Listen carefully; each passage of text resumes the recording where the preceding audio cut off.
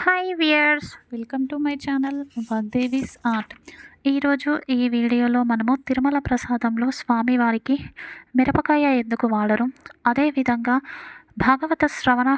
భాగవత పురాణ శ్రవణంలో భాగంగా గోపికా వస్త్రాపహరణం గురించి తెలుసుకుందాం. ముందుగా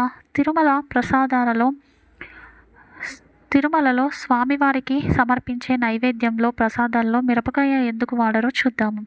పూర్వంలో అసలు మిరపకాయలు లేవు. మిరపకాయ మన భారతదేశానికి కాదు. మిరపకాయ పుట్టినిల్లు మెక్సికో. ఇవి భారతీయమైనవి కావు కాబట్టి, విదేశీది కలవద్దు కాబట్టి స్వదేశీయులు మన వాళ్ళు ప్రసాదంలో మిరపకాయను వాడలేదు. ఇక ఈ ఘాటుకు కారానికి బదులుగా మన స్వదేశీ అయిన మిరియాలను వాడుతుండేవారు. ఇక మిరపకాయలు మన దేశానికి వచ్చినప్పుడు వీటిని మిరియపు గాయలు అని పిలిచేవారు. అందుకనే తిరుమలలో ఉన్న ప్రసాదాలలో మిరపకాయ అనేది వాడరు. ఇక అధిక మాసంలో భాగవత పురాణ శ్రవణం గురించి మనం తెలుసుకుంటూ ఉన్నాము. అందులో భాగంగా ఈరోజు గోపికా వస్త్రాపహరణం గురించి తెలుసుకుందాం. మార్గశిర మాసంలో గోపికలందరూ కూడా కాత్యాయని వ్రతాన్ని ఆచరించారు. ఎందుకోసము అంటే కృష్ణుడు వారికి భర్తగా రావాలని చెప్పేసి వారు కాత్యాయని వ్రతాన్ని ఆచరించారు. ఆ రోజులన్నీ కూడా ఉపవాసం ఉండేవారు. ఇక వ్రతము సమాప్తి కావాల్సి వస్తుంది, 30 రోజులు కంప్లీట్ కావాల్సి వస్తుంది అనగా వారు యమునా నదిలో స్నానానికి వెళ్ళారు. బట్టలన్నీ కూడా తీసేసి వివస్త్రలుగా ఉండి నదిలో స్నానం చేస్తున్నారు.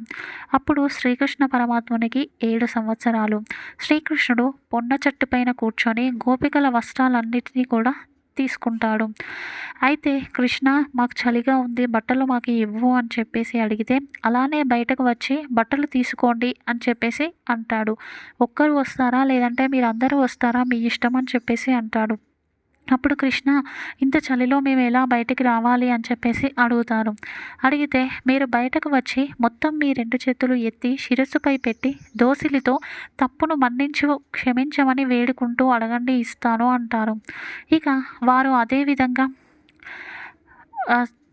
2 చేతులు జోడించి శిరస్సు పైన దోసిలితో తప్పును క్షమించమని వేడుకోగానే పరమాత్ముడు శ్రీకృష్ణుడు వారి వస్త్రాలను వారికి ఇస్తాడు. ఇందులో శ్రీకృష్ణుడు చేయడంలో ఒక ఆంతర్యం ఉంది. ఎందుకంటే నదిలో నగ్నంగా స్నానం అనేది చేయకూడదు. ముఖ్యంగా వ్రత దీక్షల్లో ఉన్నప్పుడు నగ్న స్నానం పనికిరాదు.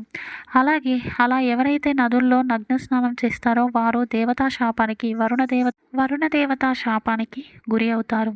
ఆ విధంగా నదుల్లో స్నానం చేసినట్లయితే వ్రతంలో ఉన్నప్పుడు అది అసంపూర్ణం అవుతుంది, పూజా ప్రతిఫలం అనేది రాదు. అలాగే అందుకోసమని శ్రీకృష్ణ భగవానుడు వారిని క్షమాపణలు చెప్పమని దోసిలి ఎత్తి చెప్పాలని చెప్పాడు. అలాగే వస్త్రము మనలోని అజ్ఞానాన్ని, అహంకారాన్ని తెలియజేస్తుంది.